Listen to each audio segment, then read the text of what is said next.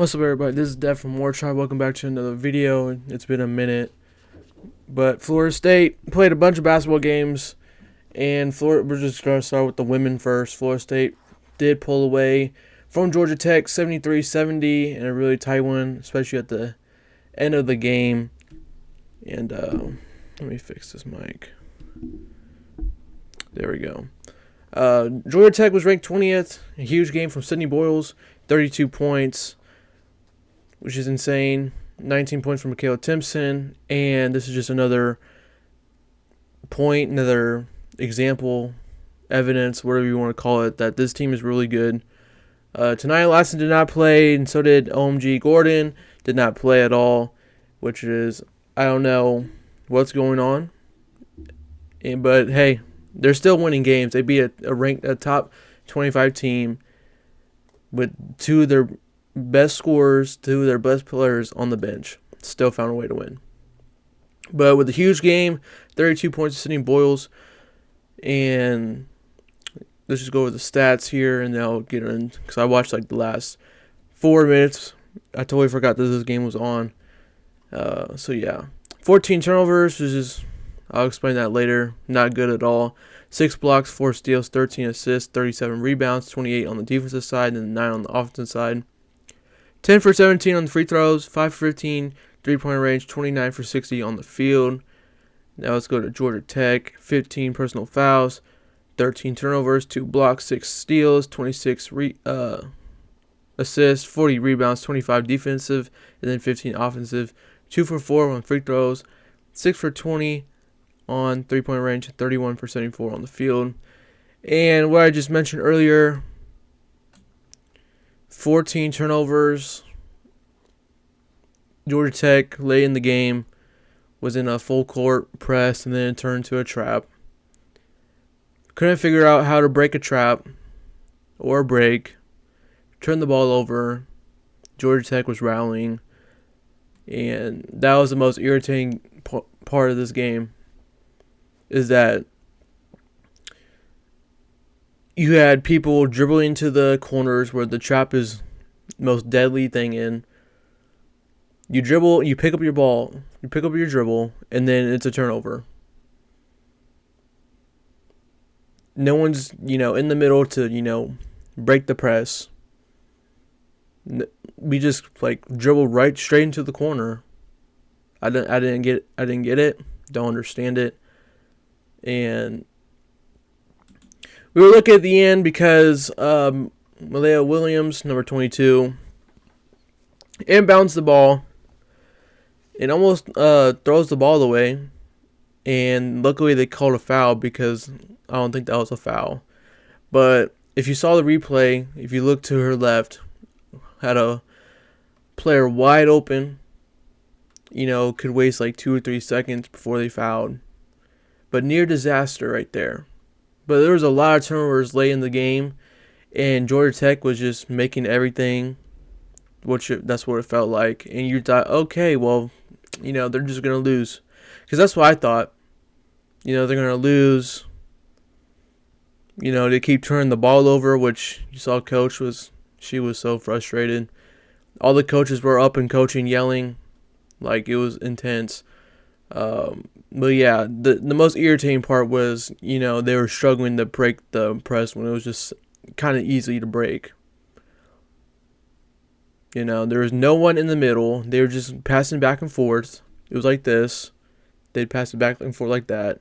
7 in the middle where, you can expand and, move the ball and break the press. But I don't understand why they didn't have a person in the middle to just hey, boom, get to the middle, boom, you broke the press. I didn't understand that at all. But a win is a win. I'll take it, especially when 2 of your best players are on the bench right now. I'll take it. But their next game is against Notre Dame. They did lose to NC State the other day. This should be a good one. And we're ranked finally. Again, let's hope. We're probably going to lose this game, let's be honest. But,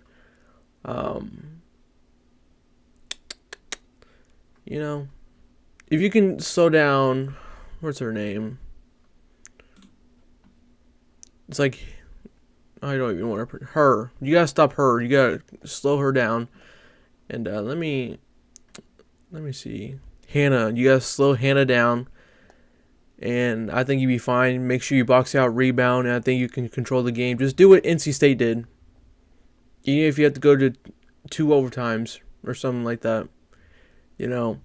Slow her down because she's one of the best players in the country, obviously. And box out, rebound, Hopefully your 2 best players will be playing for you this game. If not, then who knows. But I'm really excited about Florida State women's basketball. They're really good. And I'm just gonna keep saying it. Two of their best players were on the bench. One was the leading scorer in the country. You still found a way to win. That's what matters. But let's go on to the men. Some poor performances here. And down 14 at the half. But Louisville does win 89-81, which was a tale of 2 halves. Because I watched the first half completely, and then I didn't watch the second half. But let's go to the stats. 19 points for Malik Ewan, 3 points for Taylor Bowen, 10 for Daquan Davis, 7 for Chandler Jackson, 23 for Jameer. And my takes on the first half was that the amount of turnovers just in the first half, insane. Stepping out of bounds, miscommunication. It felt like no one cared besides Jameer Watkins, and you can see it on his face. That's just the first half.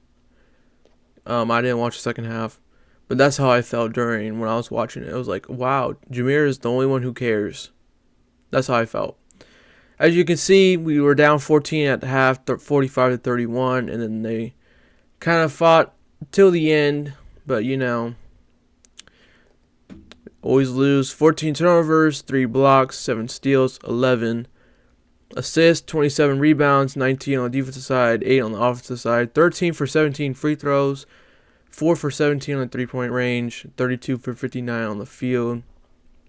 Louisville, big day for Chucky Hepburn with almost 30 points, 13 turnovers, 2 blocks, 7 steals, 10 assists, 31 rebounds, 22 on the defensive side, and then 9 on the offensive side. 30-34 free throws, that helps a lot. You're shooting 34 times. It also doesn't help that you also fouled 25 times, which is insane. 30-year points just going off free throws. Just, wow. 7 for 21 3-point range, 26 for 52 on the field. And yeah, a lot of fouls. And a lot of points on the free throw line. 30 for 34. While you shot 17. But Florida State did play last night against North Carolina, which North Carolina is not the best team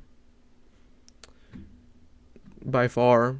20 points for RJ Davis, 10 for Elliot Cadeau, 7 for Drake Powell, 11 for Jalen Withers, 10 for Vin Allen Lubin, 10 for Jalen Washington, 17 for Seth Trimble, 18 fouls, only 8 turnovers, 1 block, 2 steals, 18 assists, 35 rebounds, 22 on the defensive side, 13 on the offensive side, 22 for 31 on the charity stripe, 10 for 26 from 3-point range, and then 32 for 58 on the field.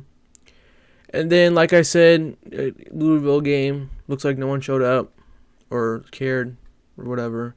Malik Owen only had 4 points. He only played 11 minutes, so did he get hurt or something?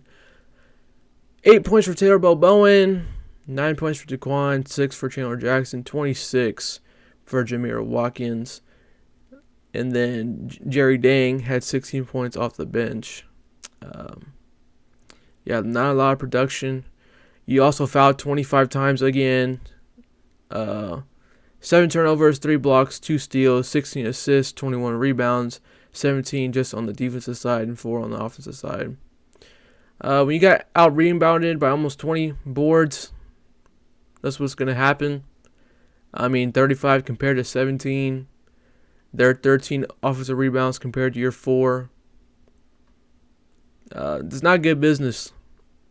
21 for 28 on the free throw stripe, 10 for 20 in three-point range, 27 for 50 on the field, 50%. Surprised they made 10 threes. Good for them. Jerry Dang had 4 of them, which is good. But still, can we get Ham to 200 wins before he goes? Or is it AC? I think it's like ACC wins or something. I saw something. It was like, can he get to 200? So I don't know if it's. I don't think it's career because he's been coaching for a while. Maybe it's conference wins or something. I could be wrong. But just another disappointing performance. We were down by 6 at halftime. North Carolina is really not the best team at all. We all knew that. And you foul 25 times, and you got out-rebounded by 18 rebounds. It's not good. But we all knew that. But let's see who they play next. They play at Duke, which is, it's Duke. You're going to get blown out by 30. No, probably by 45. 45. I mean, they beat Illinois by 40 points. And then you go to Virginia and then SMU, and let's see what happens. And I found out Florida State is the second tallest team in the country. Know who's first? Duke. You know what's crazy about that? Everybody on Florida State is 6'6" and above. Everybody's 6'6" and above. Yet we cannot rebound. Crazy. Taylor Bowen he can't rebound. He can't score. It's weird. It's like, why is he out there? 6'0", 6'1". Jerry Dang, I think he should be playing a lot more because he produces. As you saw last night. Boston Holt, I don't know what he's done. I mean, we have a bunch of height. I mean, we have 7-foot guys that, doesn't really, we don't got anybody that does anything. That's a huge problem. They got the height, but they can't rebound. They can't, block shots, be a playmaker, be a difference maker. But, let's see what happens.